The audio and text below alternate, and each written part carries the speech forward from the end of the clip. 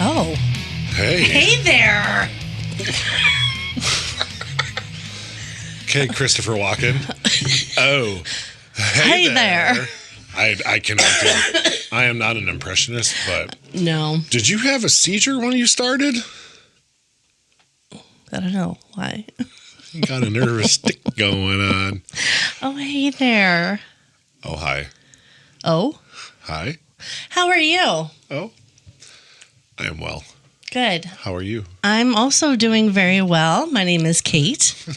Fancy meeting you here, Kate. My name's Bradley. And this is the History Buffoons. We got there. Holy shit. And this story you're going to love. Are you sure? Yes. Is it about World War II? No. Thank God. I know. I like World War II, but goddamn woman. I know. I try really hard not to focus there, but just It's hard the stories are just... there's a ton of stories, so I get it. It's documented, you know, and... Oh, it's highly documented, so it's very easy to find stuff, but... And it's, again, I like World War II, but I want to mix it up a bit. We're going back just over 100 years. So, 1925? 6? 1922. Oh, all right. This is about Howard Carter. Howard Carter. He started out as an artist, but with obsession and a keen eye for detail, Yeah. he became a huge spotlight in archaeology. Oh. In 1922, after years of digging in the dust, he finally struck gold. Literally. Literally? This is the story of Howard Carter and his discovery of King Tutankhamun's tomb. Oh. Yeah, you're right. I'm going to like this. I know. I know. I love, like, old Egyptian stuff. I know, me too. Sorry. If you have not listened to our Origin of Weird about Alm Seti, Yes. please go back and listen to that. Yes. Alm Seti is... she is a story about a woman who thought she was kind of reincarnated and she was an Egyptian princess. Oh, yes. So that was really interesting. I liked Alm Seti's. Yeah, I enjoyed that story. Yeah, that was a good one. That was weird. Very weird. What was her real name? Dorothy Eady. So, do you want to know something really weird? We did that episode a while ago already. Yeah. I'm trying to find it, and I was scrolling through some weird shit. Episode 20 of Origin of Weird. Yes, I mean, that's 11 ago. Yeah. So that's quite a while ago because we do them every other week. I was scrolling through something earlier today, and this like guy started talking about Dorothy Eady. I'm like, I know that name. Mm-hmm. It's Alm Seti. So I just want to say we did it first. I'm just kidding. Also, I'm sure someone did it before us. if you have not watched the 1999 movie, The Mummy. Wow. Fucking with Brendan Fraser. Instant classic. And Rachel Weisz, you are missing out on cinematic gold. I mean, we've talked about how Brendan Fraser is a national treasure. He is a national treasure. I mean, that's what Nicolas Cage was trying to find in that movie. It was a great movie, but Brendan definitely took top dog. Well, yeah. You know, I'm really excited. I saw that. Cookie. He spit. He spat. A little piece of cookie. My apologies. I really hope the rumors are true that they're going to get him and her back for another one, which, if I understand, is supposed to be a sequel to. They're going to kind of like forget about the third one. Which I don't mind that one. Yeah. I actually don't mind that the son has grown up. I actually find the kid to be a little annoying in The Mummy Returns. But anyway, let's talk about King Tut after we show what beer we got. Yes, this looked interesting. I haven't seen this around. You had said you'd never heard of garage beer. I have. No. Again, I used to be in the business. I've never had this, though. But we found one that's a classic lime beer, garage beer. It's only 4%, nothing super fancy, but that's okay. Only 95 calories. I won't get fat. So. Where is it from? The garage. Whose? But whose garage? Whose garage? I honestly don't know who makes this. I don't even think it says. What? Light beer with lime flavor. Doesn't matter. Let's open it. I want to get started. I want to talk about Howard Carter. I do like that there's an arrow saying open this end. And then the arrow pointing down is like crush to recycle. So that was cute. Super cute. All right, cheers. Cheers. Oh, very limey. I don't think it's overly limey, but it's good. It's a great limey. It's a great limey. Did you know there's a movie called Limey? Mm-mm. It's I think it's a British term. I don't remember exactly what it means. I own the movie because it was part of like a 10 movie digital deal or whatever. Yeah. I have yet to watch it. I mean, I like it. No, this is good. Delicious. It's honestly a lot better than I anticipated. Modelo, watch out. Just kidding. I love Modelo. I mean, price-wise, though.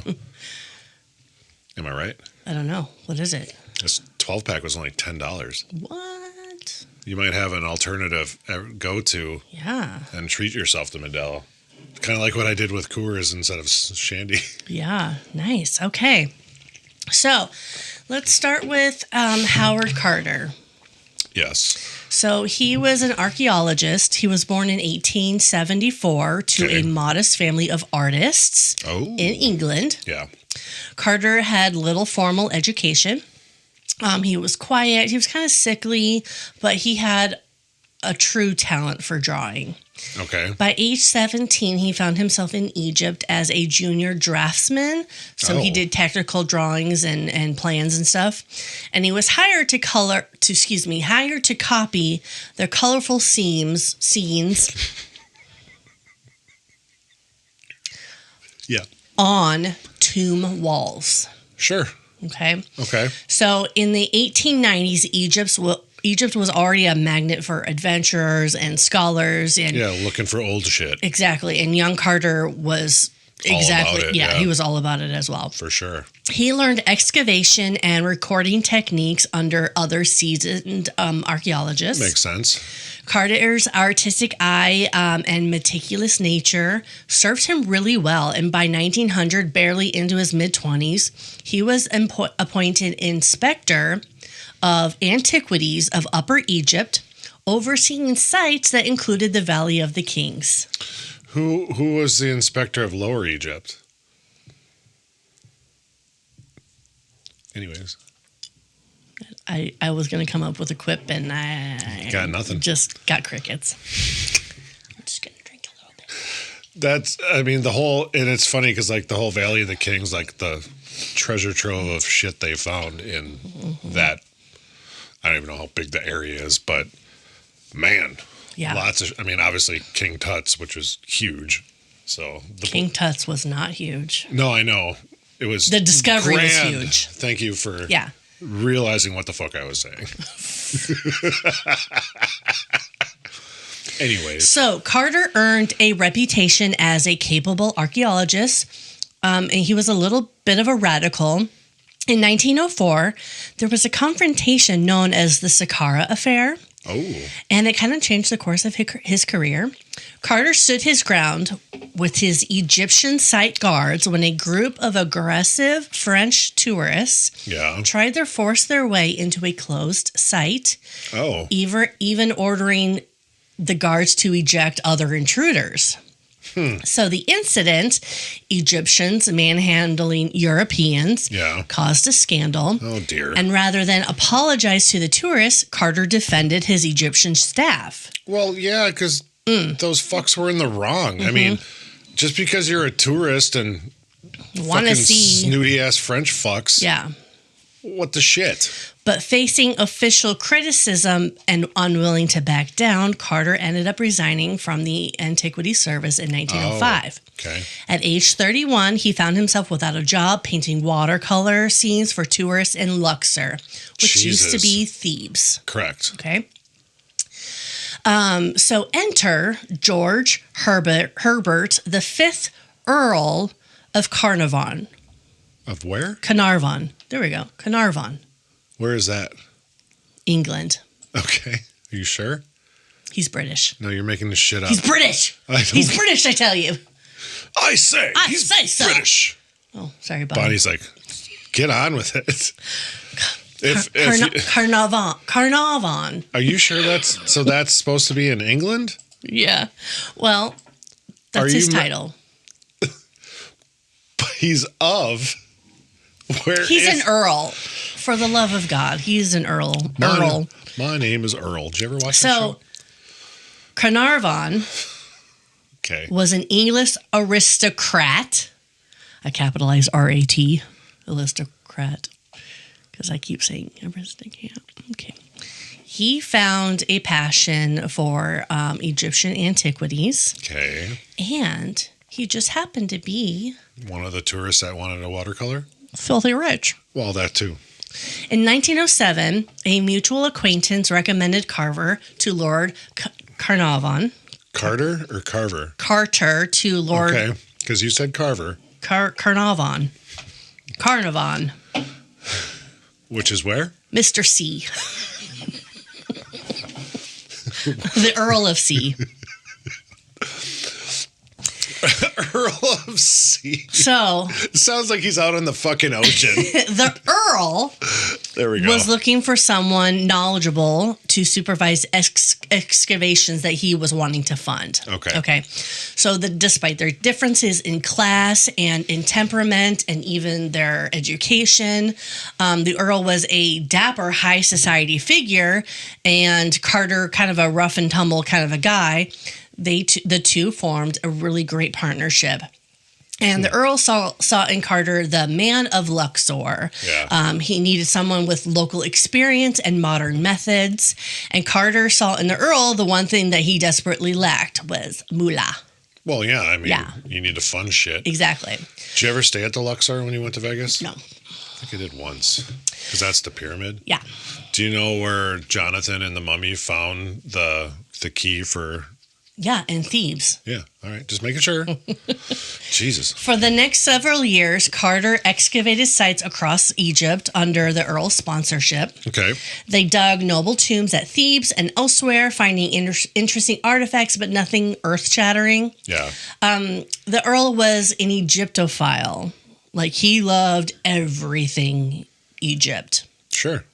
And for a while, he was pleased at what the returns were. Yeah. But they were both men were like desperately wanting like this big discovery. So how did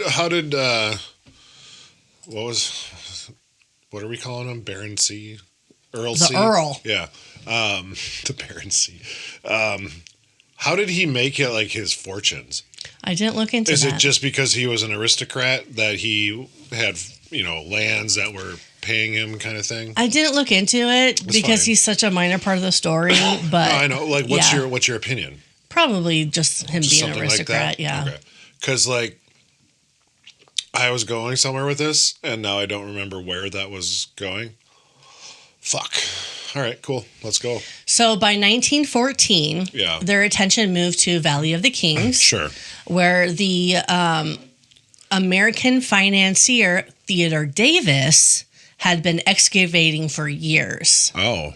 Okay. So then these other guys come in. He's like, dude, what the fuck, man? Yeah, kind of, sort of. Kind of? So Davis had found a few traces of King Tut.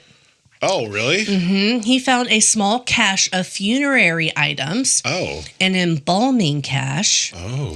Which is a collection of material that was used by the ancient Egyptians in the mummification process and then buried either with or separately from the body. Right. In this case, it was separate. Right, obviously.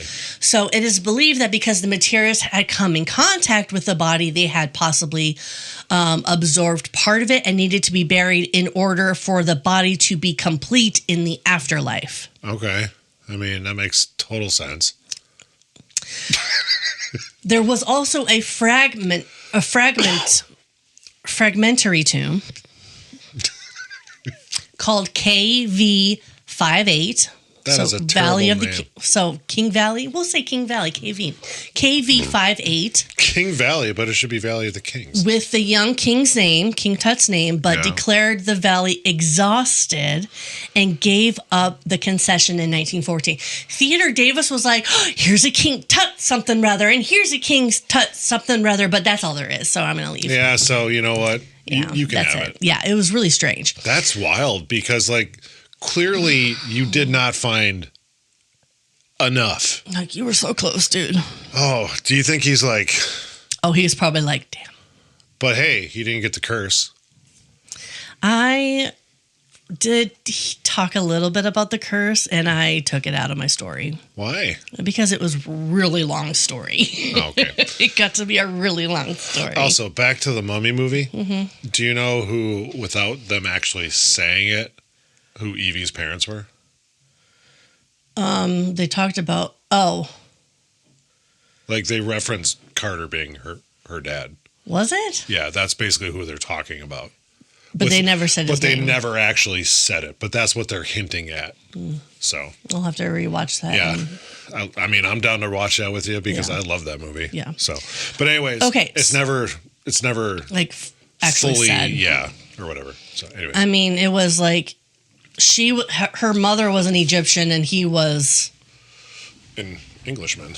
Yeah, something. Anyway. Anyways. He loved Egypt so much he married my mother, who was an Egyptian. Yeah. Yep. Anyway, the Earls secured their digging rights for the valley. Okay. Just as World War I was breaking out. So their plans had to be delayed. All right. Carter spent the war years in Egypt doing intelligence work as a translator and courier, and it wasn't until 1917 that he finally got back to digging. Oh. When he did, he pursued the task with like pinpoint precision focus. Right. Systematically excavating the Valley of the Kings as no one had before. So, like, plot it off, do that. Yeah. Next plot. Yeah. Move on. Exactly. Okay. So Carter was convinced that somewhere beneath the sand and rubble lay the tomb of Tutankhamun. He was, at the time, relatively obscure of the 14th century BC who had died young. You've died very young, yeah. Mm-hmm. And was probably, like, what did they say, inbred and had some maladies, if you will. He died at 19 years old. Yep. But he was they call him like the boy king. King, yeah. So the most of my story is about Howard Carter and the discovery, not about King Tut. I'm just saying shit I remember. I know, but I did do research on King Tut. Yeah. And they think that he died of either malaria or dysentery. An infection from a broken femur bone. I've heard that one before, like, yeah. Yeah. Like he bled out and had an infection from his femur bone from like osteoporosis or some like bone degeneration. He was using canes and stuff. A lot, yeah. Yeah. Yep. So they think that he died in that way. Okay. But let me continue. No, I'm sorry. Yeah. That's okay. So just saying stats. So he thought that Tutankhamun was nearby. Others were skeptical. Sure. Nearly every pharaoh's tomb in the valley had already been found or plundered. Yeah, that's the problem. There was a lot of looting. It's really sad. Just think of everything that we missed out on in history because people in the early 1900s or even late 1800s, who the fuck knows, hey man, we found this. Ooh, gold. And they melted it down. They sold pieces of it here and there and whatever just to make a couple bucks. Who knows what they fucking got paid for it. Yeah. But I mean, significant things went missing because of these looters. And that's why this was such a huge find because they found it 100% intact. They still had that little rope thing on the door that they had to like cut open and stuff and whatever. So yeah, it's just wild. So Carter had those clues from earlier digs, ceramics with Tutankhamun's name on them, a few artifacts that might have been used in his funerary cache, and a hunch that the young king's final resting place had yet to be discovered. Yeah. From 1917 through 1921, season after season, which ranged from November to March. Okay. Did they just not do it in the summer because it was just so fucking hot? Yeah. Oh, that makes sense. Yep. Carter directed teams of local workers to clear the valley floor down to bedrock. So hundreds of tons of rock and sand were sifted and hauled away. The work was hot and tedious and expensive. The Earl, watching from the sidelines, grew increasingly impatient as each year passed without a big prize. Yeah. By 1922, the Earl had spent a fortune on this venture and informed Carter that he was ready to call it quits if nothing turned up in one last season. Okay. So Carter, ever determined, pleaded for one more chance. Right. He even offered to pay for the final season himself, which is a sign of his true conviction and loyalty to this. Sure. So touched by Carter's passion and perhaps like wanting to like stick around anyway, the Earl agreed to fund one last campaign in the autumn of 1922. Okay. So it was now or never. Well, yeah. Carter had saved one section of the valley for his final effort. It was a rough triangle kind of space near the entrance of the tomb of Ramses VI. Yeah. Where earlier excavations had found the ancient workmen's huts and sheds. That's crazy, isn't it? So digging out Ramses VI tomb, these workers would build like a nearby community. Yeah, so they could go to work and do their thing. Yeah, so they built this area, and that's where he wanted to dig, was underneath that little community. Sure. So as November began, Carter's crew, dozens of skilled Egyptian diggers who had worked with him for years, got to work early, hoping to beat the winter crowds of Luxor. They dismantled the old mud brick huts from a later period and began clearing the rubble underneath. All right. 3 days in. They found it? That's it. 3 days. On November 4th, the first step was uncovered. Could you imagine, holy shit. Because you know that step, even like, well, what is this? You could significantly tell it was a step leading to something. Because the steps went down, correct? If I remember right? Yeah. So by the time, so over the next few weeks, excitement had built as the staircase and upper doorway was reached. Yes.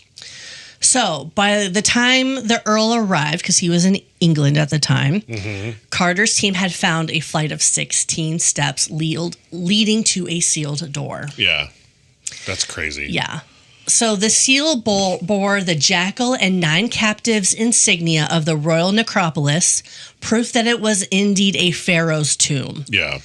So even more thrilling, some seals included Tutankhamun's cartouche, which is a carved tablet or drawing of a scroll with an inscription, and it identified the owner of the tomb. Right.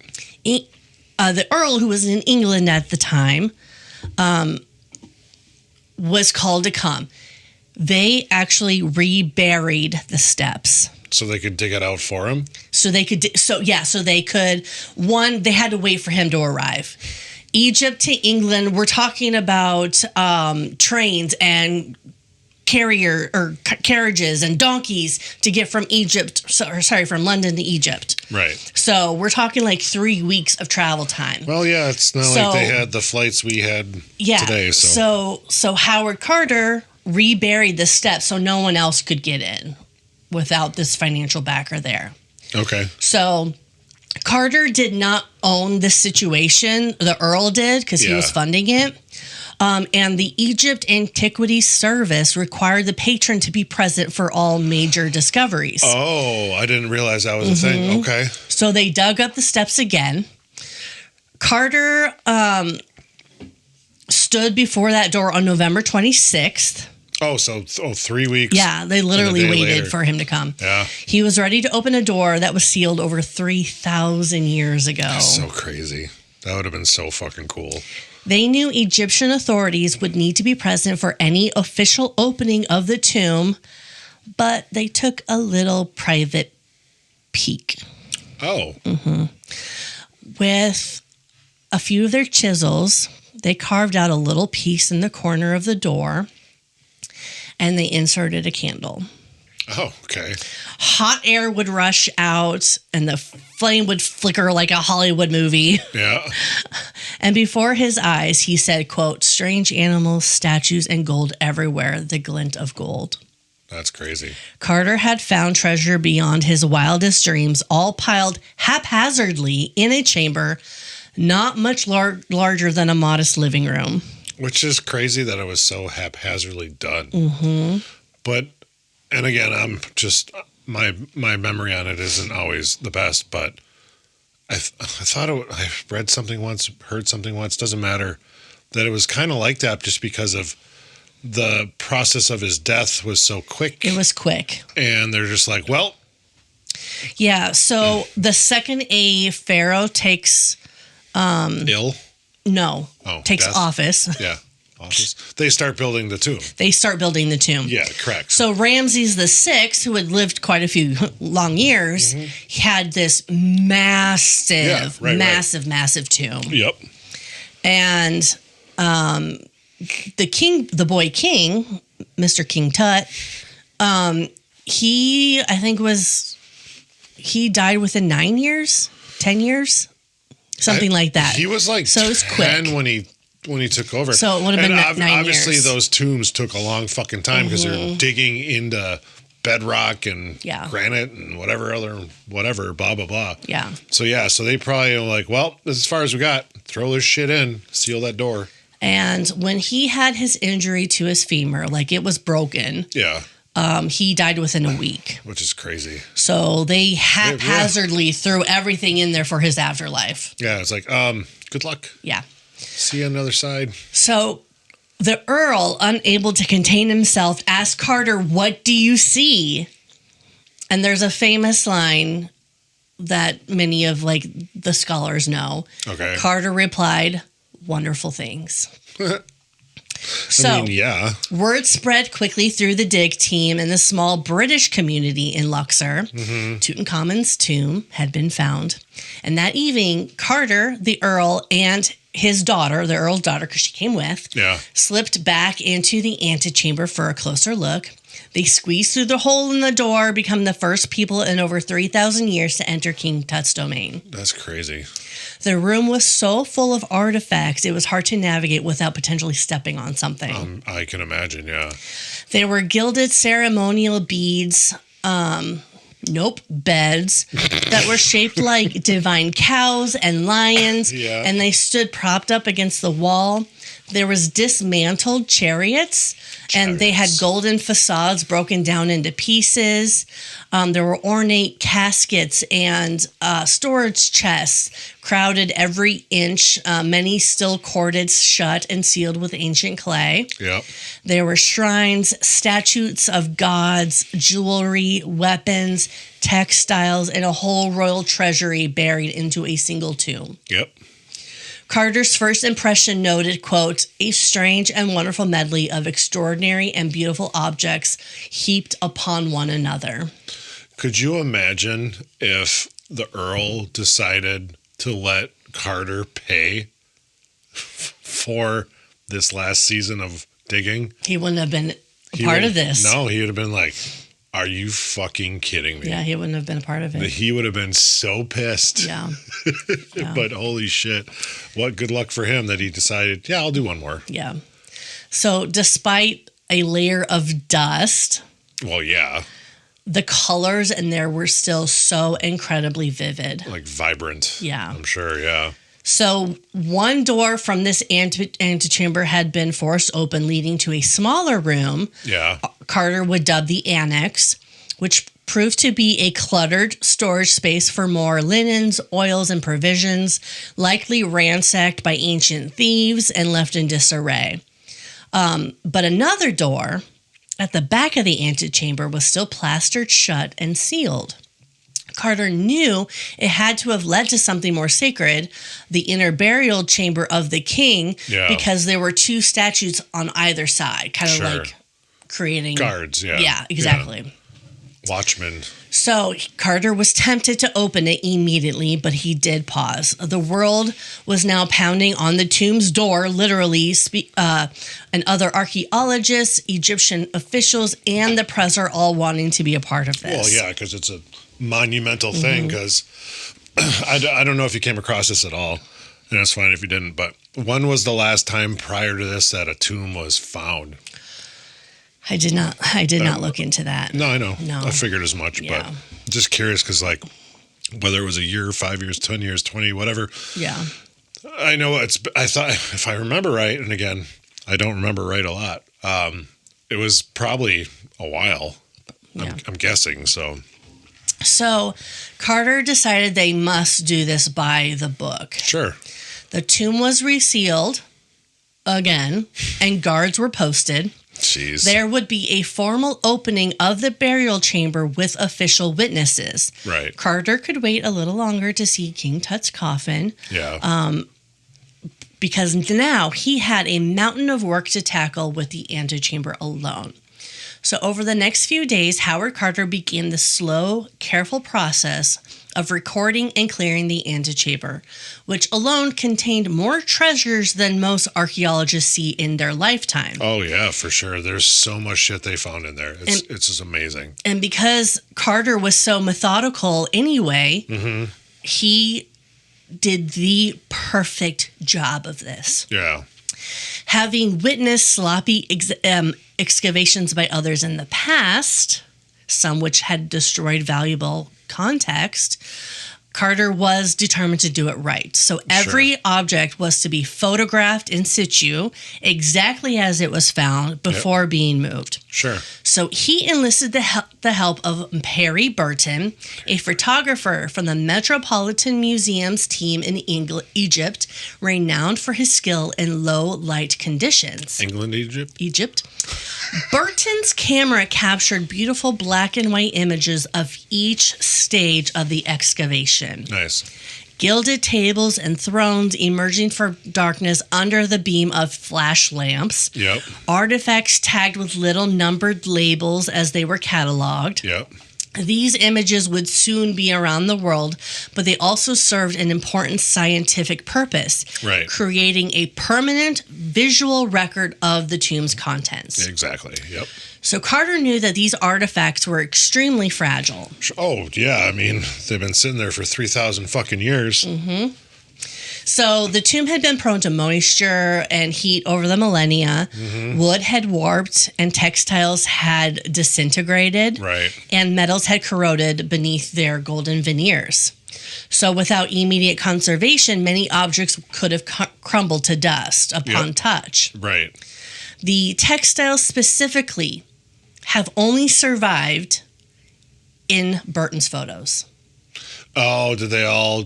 They all just disintegrated? Yeah. Yeah, that's too bad. Yeah, so some of the textiles that you can see in his photos no longer exist just because of... Right. No, and that's why it was great that he did what he did with the photographing of everything in its place prior to moving it, because he knew there's a good chance we're going to lose some of this shit. So how would have looters gotten to that one room? They probably, the workers built on top of it, so maybe they knew that it was there before they did that. Because they also, they found that the first door was sealed. Obviously, his coffin room was sealed. Did they get into it from a different way or something? I don't know. It's just strange. Or they sealed it after they looted. But they didn't do a good job of looting. They didn't. Because they left a lot of shit. Yeah. Anyways. So Carter assembled an all-star team of specialists. He called in Arthur Mace, a conservator from the Met, chemist Alfred Lucas from the Egyptian Antiquity Service to stabilize artifacts with chemical treatments. Architects and draftsmen like Walter Hauser and Lindsay Hall were brought to make detailed maps and drawings of the tomb's layout. Okay. Renowned scholars James Henry Breasted and Al Gardner came to help decipher inscriptions,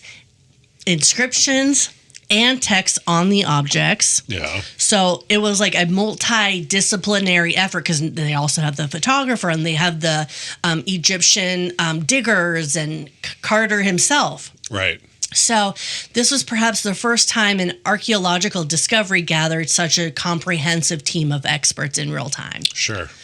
So, he really did a great job of this. Well, and it's great that he had the mindset to fucking do it this way so he could do it properly, for lack of any explanation beyond that. Yeah. He did it properly, which is fucking awesome. So, no, that's great. So, working in the stifling confines of the tomb, often laying on their sides or bellies to examine objects in tight corners, Carter's team inched forward. They assigned numbers to each item. Eventually, over 5,000 artifacts would be registered. That's crazy. Small wonders emerged daily. little figurines that were like servant statues to accompany the king, beautifully carved alabaster vessels, game boards, royal garments, even baskets of food and seeds. Well, he needed it for the afterlife. What? I know. I mean, that's the shit they believed in, and which is these just crazy. all survived. Yeah, I know. There's literally a bowl of coriander seeds, right, and blueberries. Yeah, isn't that fucking amazing? Crazy. Yeah, it's just wild. So, I'm pretty sure my mom still has it. We've had this book in my family for years, like decades. But it's a really cool, like, obviously not from these pictures. It's from, like, when they were on display, because they're all color, book of King Tut's stuff. That's cool. And because I don't know, I think they still do it. But they would tour those around. I think it was actually just not that long ago. They did it again. I think it was in Chicago, maybe, because that's obviously a huge museum. But I would love to actually see that shit, like the real shit. But I unfortunately never have yet. Yeah. Anyways. So every object told a story about the life and the death of Tutankhamun's time. Right. Carter often remarked that the tomb was like a time capsule from Egypt's golden age. Obviously, like, of course that is. Oh, yeah. Carter proceeded with caution and love. When they opened one large chest, they found delicate ceremonial garments and jewelry layered within. Right. And to remove them without damage, Burton would photograph the exposed top layer. Then Lucas would apply a thin solution of melted paraffin wax to hold that layer together. Sure. Once it stiffened, they lifted it out, revealing the next layer, which was then photographed and treated again. And then just repeat, In one case, it reportedly took a week to empty a single chest safely, layer by layer. I mean, do it right. These were careful methods and created a brand new standard for archaeologists. Which is great. By mid-February 1923, nearly 3 months after the initial find, Carter's team had cleared most of the antechamber. And just the antechamber. So at this point, have they still not opened his coffin? They have not. Jesus Christ. I mean, I suppose, like you said, they could barely walk through it without stepping on shit. So, like, let's clear this out and then we'll go there. So, I mean, it makes sense. And that's what they did. Yeah. They were finally ready to open the sealed barrier chamber officially. On February 16th, 1923, with the world watching, Carter, accompanied by Egyptian officials, the Earl, and a few honored guests, broke the seal on that inner door. Jeez. Inside, occupying almost the entire space, loomed a stack of massive gilded wooden shrines, enclosing the king's stone sarcophagus. Sarcophagus? Sarcophagus. Sarcophagus. It took immense effort over subsequent weeks to carefully remove these shrines one by one. I bet. When they finally lifted the lid of the stone sarcophagus, they found not one, but 3 coffins, each inside the other, like some Egyptian Russian doll. Yeah, the nesting dolls. Yeah. I mean, they're Russian. That's where they Russian nesting dolls came from, but yeah. The final one, made of solid gold, contained Tutankhamun's mummy. Mummy was the money. I think our title is Tutankhamun's money. Why am I so laughing at that? I don't know. I just absolutely love his, what do you call it? The headpiece. Head, yeah. That was what I was going to say next. Covering the head and shoulders of the mummy was Tutankhamun's golden funerary mask. Yes. And it's probably one of the most iconic objects. Oh, hands down. Like, I can literally picture it in my head right now. Yeah. With the weird little, snake thing and whatever coming off the top, and just like the blue and the gold. It's just so fucking beautiful. Ooh, cramp in my leg. So even Carter, he actually had a diary, and he was meticulous at filling it out, and that has survived to this day. I'm assuming it's in the museum with the King Tut stuff, right? Yeah, if it's not in the museum, it's in like A museum. A museum as a cataloged type thing. Sure. In his notes, he described the mask's sad but tranquil expression and mused how his likeness of the long-dead boy king, until now known only by name, suddenly made the past real. With the burial chamber opened, the team's work was far from over. Of course. Another chamber, the so-called treasury, was discovered packed with yet more riches. The king's canopic chest with alabaster jars containing his internal organs, guarded by gilded statues of goddesses, dozens of servant figurines, and stunning life-size gold figures of a jackal, which is the god Anubis, perched atop a shrine, and countless other ritual and funerary objects. So, as you know, I like Egyptian stuff and whatever, as we talked about prior. One of my barn cats I named Anubis. Yeah? Yeah, because he was one with the more, like, pointy nose, not your traditional cat, if you will. Yeah. Because you don't see those as much, but they're there. But he had a little more pointy kind of, so I named him Anubis. That's cute. And it's funny because I could even tell because he was, as a baby or a kitten, whatever, but he was all black, so it was great. Yeah. So the treasury room wouldn't be fully cleared until 1927. Wow. So 4 years. Let's say 4.5 years, roughly, whatever you want to call it, after the initial find. And then they didn't get into his room until you said that was February of 23, right? Mm-hmm. Jesus. And yet, it took a full decade for Carter's team to conserve, document, and remove the contents of Tutankhamun's tomb for study and safekeeping. That's crazy. 10 years. Sorry, I have a cramp in my leg. So do we need to take a break? Yeah, let's take a break. We'll be right back. And we're back. Thanks for letting me walk that cramp off. That was weird. So each season, they would labor from the mild winter months into spring, and then carefully pack up the conserved artifacts to be shipped north to Cairo. Okay. And then temporarily rebury the tomb entrance. So they reburied it every time. Every season. Just so other people wouldn't pilfer. Yes. And pillage and rape and plunder. Wait. But I mean, it makes sense. God, that would suck to have to fucking redig it out every season. Mm-hmm. But I mean, I totally get it because people back then, it was a lawless fucking state. They're going to be like, no one's watching. Yeah. Let's go see what we can grab. The last crate left the valley in 1932, marking the end of one of the most exhaustive and fruitful archaeological undertakings in history. 10 fucking years. Jesus.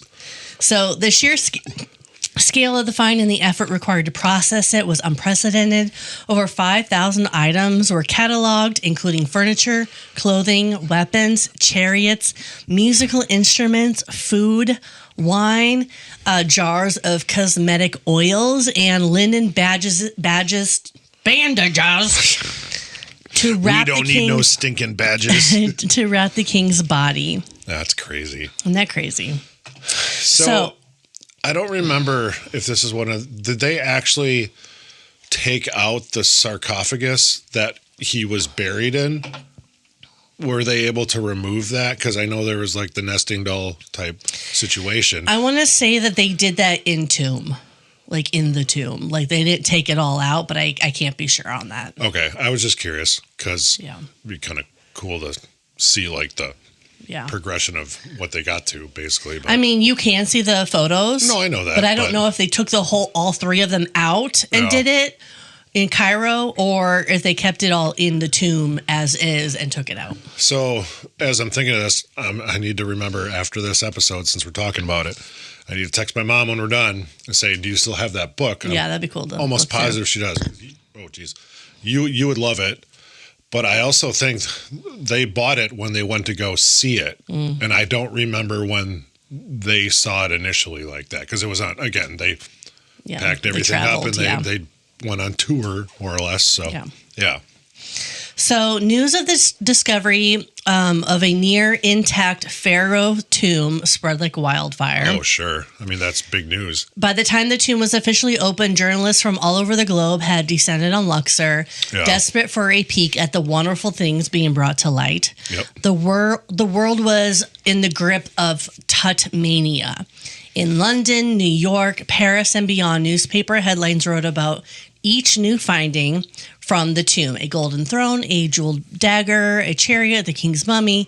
It was like a media sensation. Yeah. And ancient Egypt had always been intrigue throughout the public. Sure. But Tutankhamun's trove kicked it into overdrive, and it inspired Egypt-themed fashion, songs, dances, and decor across the world. I mean, who doesn't know Walk Like an Egyptian by the Bengals? So, amidst the enthusiasm, there were tension. Of course. The discovery occurred at a politically charged moment in Egypt. Oh. The country had only just earned nominal independence from Britain in February of 1922. Oh, shit. Mm-hmm. So like, less than 9 months prior? Mm-hmm, Holy 9 months shit. prior. Yeah. Okay. So in reality, a British-backed government still wielded power, but Egyptian nationalism was surging. Okay. So many Egyptians viewed their ancient heritage as a source of national pride. Why wouldn't you? Yeah. And resented the fact that foreign archaeologists controlled access to it. I don't blame them. I don't blame them, but at the same time, they funded it. They're the ones who found it. The other guy gave up on it, whatever, blah, blah, blah. I don't know where he was from. I don't remember if you said. He was American. He was? Yeah. Okay. But, like, so I don't blame him, but at the same time, y'all didn't find it. The Egyptian diggers did. Well, employed by the British people. Yeah. So, Tutankhamun's tomb arriving on the scene like a gift from the ancient gods became a symbol of Egypt's glory just when the modern nation was finding its own voice. Sure. Egyptians were thrilled by the discovery, but they wanted ownership of it. Well, the tomb's riches, some feared, might be carted off abroad like so many previous finds. So who has the right to Tutankhamun, the foreigners or Egypt? Unfortunately, early missteps by the Earl and Carter fanned the flames. Of course. In January 1923, eager to cash in on the tomb's popularity, the Earl struck an exclusive deal with the Times of London, giving that newspaper sole rights to report on the excavation. Sure. Competing news outlets were furious at being cut out, including American and French reporter who had rushed to Luxor. Well, but it's... Okay, so you're pissed. That just sounds like a you problem. But he made a deal with a particular newspaper. But more significantly, Egyptian journalists were outraged that their country's greatest archaeological find was being treated like private property and funneled to the British press. But in a way, it was private property because he's the one who funded it. And I see both sides of it. Yeah. I mean, I get it. It's in their country. It's their heritage. It's their history. Everything about that. But at the same time, this British dude is the one that found it. I mean, I get it. Egyptian newspaper Al Haram ran an editorial accusing the Earl in exploiting the mortal remains of our ancient fathers before our eyes. Jesus. Okay. The Times monopoly became a rallying point for Egyptian nationalists who saw it as yet another example of foreigners profiting off Egypt's heritage. Under pressure, the Egyptian government even briefly shut down access to the tomb to assert control, though the Earl's clout kind of reopened it. Like, yeah, he was rich. Carter and the Earl focused on the tomb itself, were blindsided by this backlash. Okay. And another faux pas followed. Carter hosted a special private viewing inside the tomb for VIP visitors and the British team's wives. Oh. And pointedly invited no Egyptian officials or their families. To Egyptians, this felt like an insult and a confirmation of imperial arrogance. So the local press pounced on it, fueling a wave of nationalist resentment. Okay. Soon, the conversation in Egypt wasn't just about who could write newspaper articles or visit the tomb. It evolved into a bigger debate about who would control Egypt's antiquities and, by extension, Egypt's destiny. So Tutankhamun's boyish face began appearing on nationalist pamphlets and posters, and the pharaoh had become a political symbol. So, do you know where all of his stuff normally resides today? Did you come across that at all? Isn't it in the I think Cairo it might Museum? be in the Cairo Museum. So sounds like they won. Just saying. But like what you're saying, and again, I see it from their side. I really do. But devil's advocate kind of thing. Yeah. This fucking Earl with his boatloads of money from wherever he got it from is the one who funded all of it and everything. So it just sounds like, well, we didn't find it. Let's figure it out. It just seems kind of fucking petty at the same time. Yeah. If you're looking at it from the Earl side or the British side, whatever you want to call it. So it's like, okay, I get it. Yes, it's in your country. Yeah. But you didn't find it. Yeah. So, alarmed by the growing uproar and facing criticism even back in Britain for mishandling press relations, the Earl tried to smooth things over. He promised to respect Egyptian laws and was negotiating terms for the division of the finds. So, foreign excavators were entitled to a share, about half, often half at least, of the finds as a condition of their permit. However, given Tutankhamun's tomb was essentially intact, the Antiquities Service position, per an earlier concession agreement that I didn't research, was that nothing could leave Egypt if the tomb was intact. Oh. So the Earl initially hoped to argue the tomb wasn't technically intact since ancient Robert had entered it at one point and then resealed, and thus claim a portion of him for himself. But he would never get the chance to press that claim. Because he died? He died. In April 1923, the Earl died just 5 months after the discovery. He had been bitten on the cheek by a mosquito, and the bite became infected. Blood poisoning set in, and complicated by pneumonia, he died at 57 years old. So they did the majority of all of this after his death.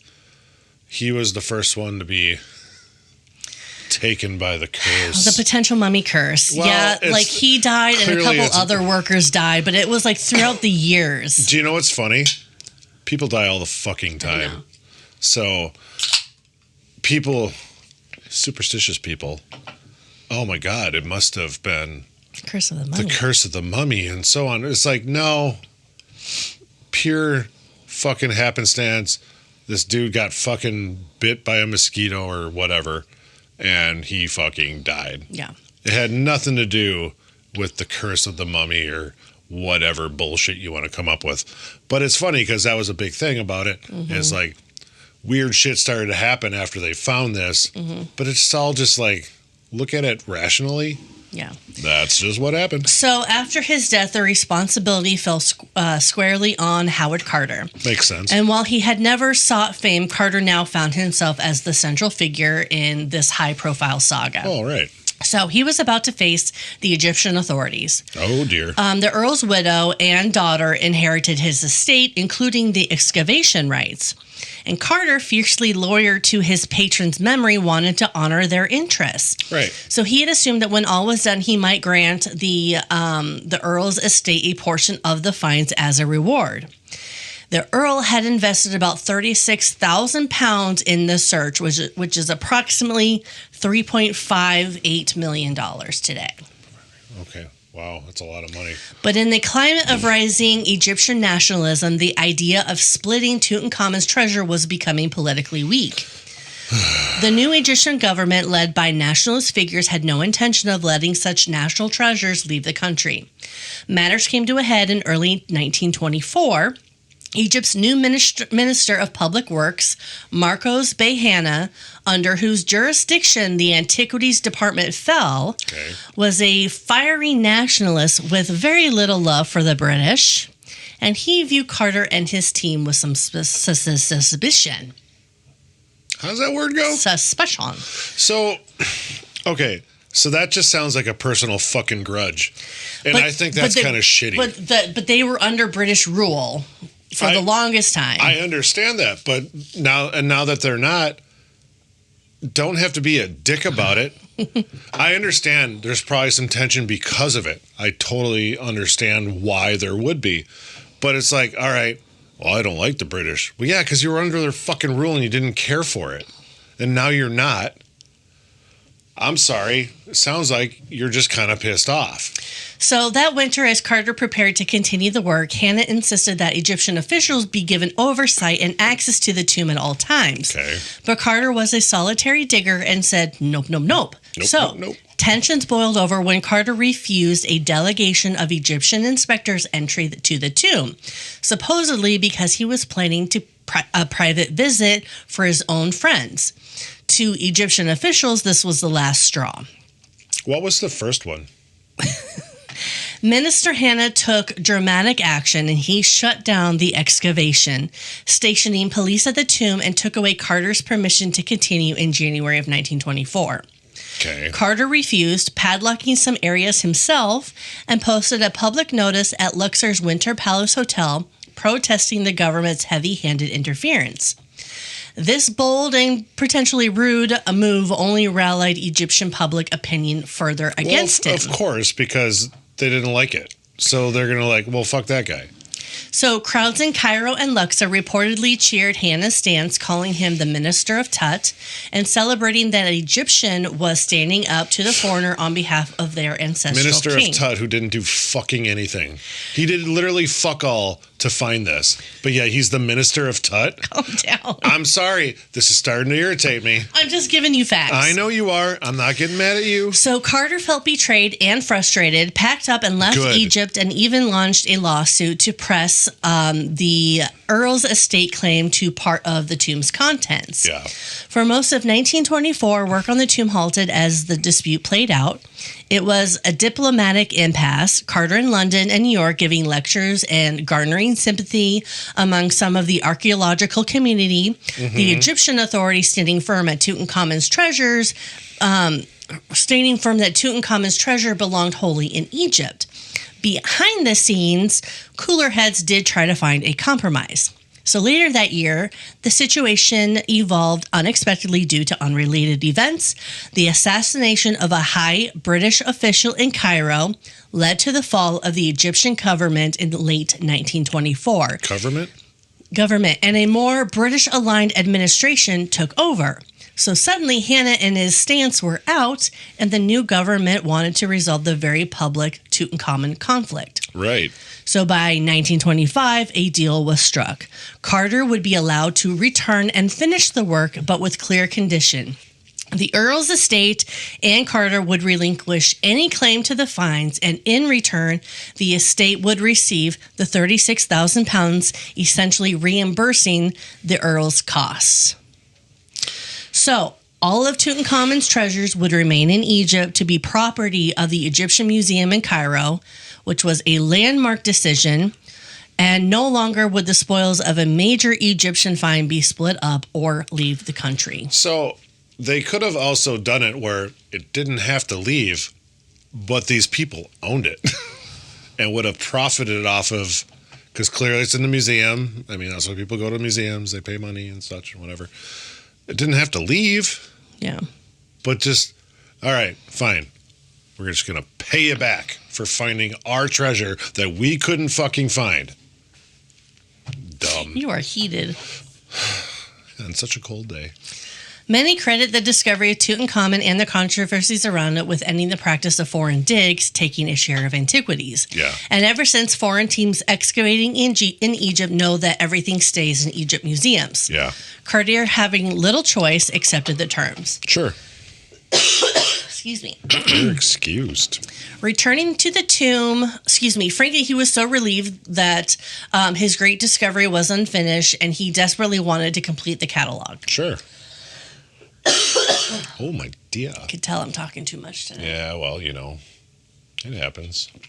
Plus, your teaching doesn't help. Excuse me. You're good.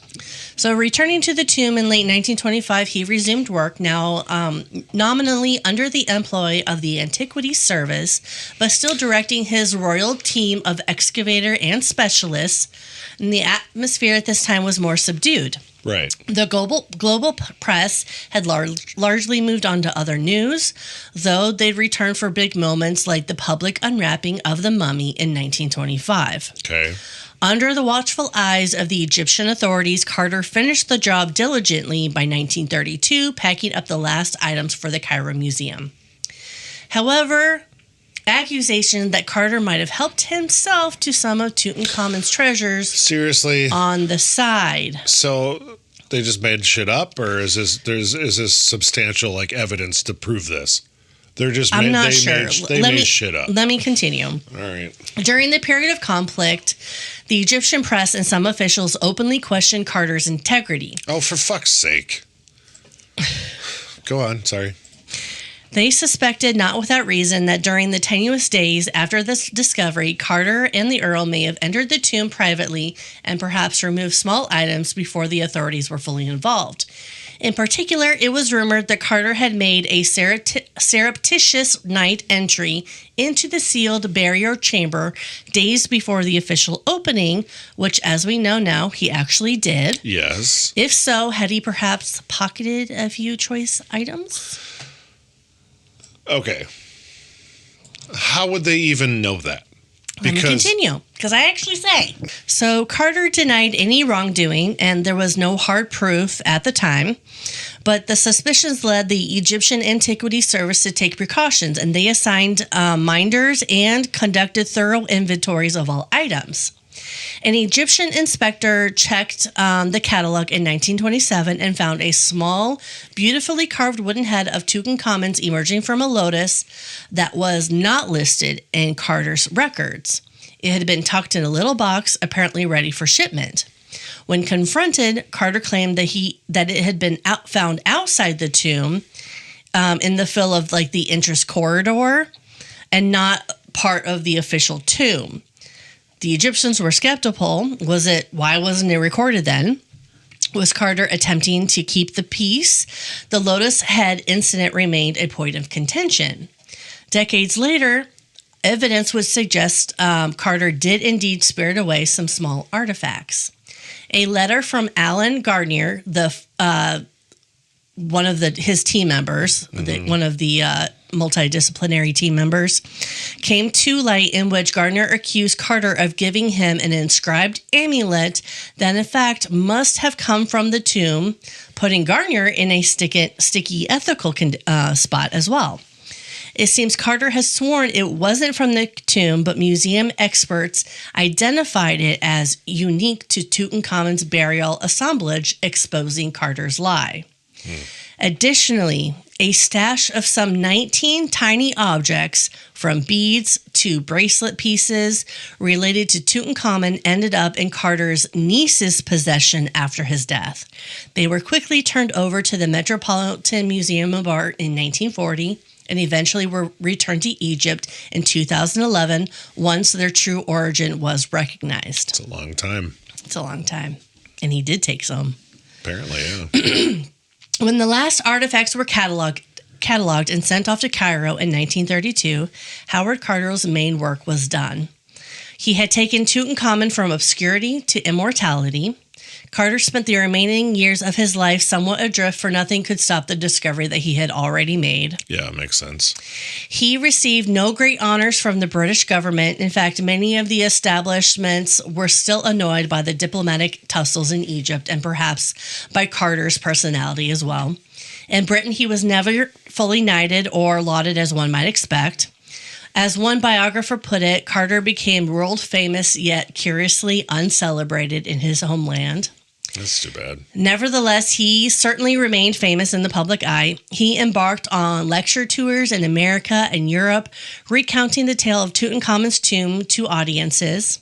He authored a multi-volume book called The Tomb of Tutankhamun, detailing the discovery and the artifacts.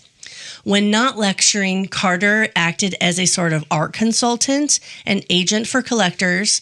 Ironically, dealing in antiquities was a way he made a living, though Tutankhamun's treasures were off limits. Right. Carter never married. In his later years, Carter divided his time between London and Luxor, but as the 1930s progressed and political wind shifts further, his time in Egypt grew less and less. Right. The Egyptian government had taken full ownership of his antiquities, and Carter's era was over. That's too bad. On March 2nd, 1939, Howard Carter passed away in London at the age of 64, likely from non-Hodgkin's lymphoma. Oh, okay. In a quiet cemetery far from the sun-baked sands of Thebes, he was laid to rest. And the epitaph on his gravestone said, and this was on a wishing cup in Tutankhamun's tomb, it said, quote, "May your spirit live. May you spend millions of years you who love Thebes, sitting with your face to the north wind, your eyes beholding happiness." Carter's discovery changed the field of Egyptology forever. And Tutankhamun became arguably the most famous pharaoh in the world precisely because his tomb was survived mostly intact. Yeah, not ransacked. Mm-hmm. Yep. So the once obscure pharaoh who ruled for only 9 or 10 years and died around the age of 19 achieved in death a fame far greater than his peers. Ramses the Great built soaring temples and had a 67-year reign, but it is the boy king who adorns posters, books, and imaginations elsewhere, all because the tomb escaped looting and was found by the right man at the right time. In a sense, Howard Carter gave Tutankhamun the immortality that ancient Egyptians so desired for their rulers. Yep. And by finding his resting place, Carter ensured that Tutankhamun's name would be remembered for millennia to come, fulfilling the pharaoh's hope to spend millions of years alive in memory. Well, yeah, he did it because, again, the reason why you know him so well over like Ramses or anything, it's like, could you tell me what Ramses looks like with his funeral mask and all that? No, because it wasn't there. Yeah. Where you got to see all the shit for Tutankhamun. So yeah, makes sense. So yeah. Cool. So what'd you think of the garage beer? I like it. I'm actually pleasantly surprised with it, and the lime flavor is pretty good. Yeah, so I like it too. It's a basic lager, but yeah, it's delish. It is delicious. I've never, like I said, never had it. Never thought of buying it, but we saw it and we're like, yeah, let's give it a try. So yeah, no, I like it. Well, I suppose. All right, buffoons, that's it for today's episode. Buckle up because we've got another historical adventure waiting for you next time. Feeling hungry for more buffoonery? Or maybe you have a burning question or a wild historical theory for us to explore? Hit us up on social media. We're History Buffoons Podcast on YouTube, X, Instagram, and Facebook. You can also email us at historybuffoonspodcast@gmail.com. We are Bradley and Kate, music by Corey Akers. Follow us wherever you get your podcasts and turn those notifications on to stay in the loop. Until next time, stay curious and don't forget to rate and review us. Remember, the buffoonery never stops.